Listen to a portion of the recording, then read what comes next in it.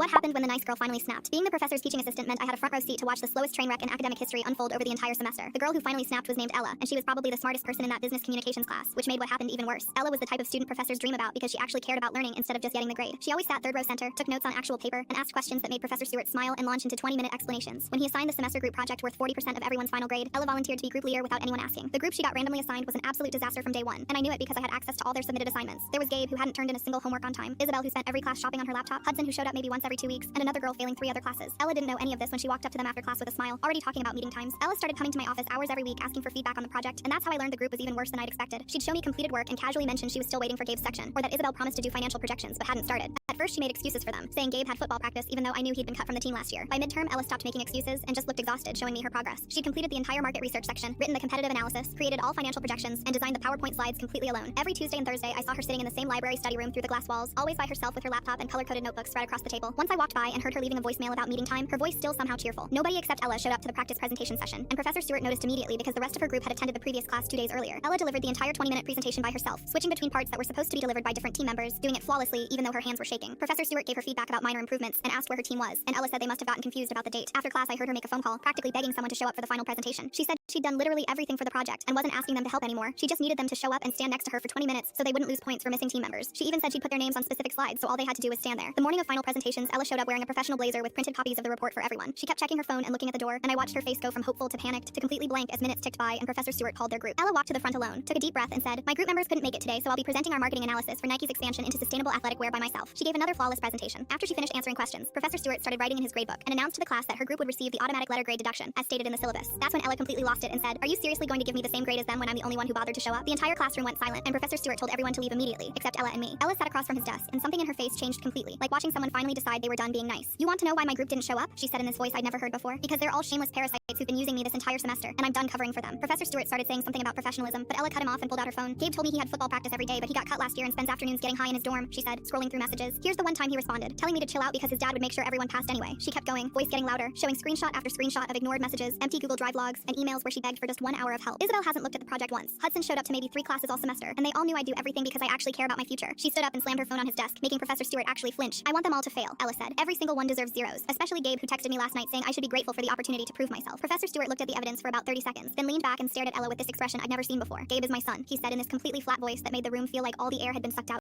Full story on the channel below.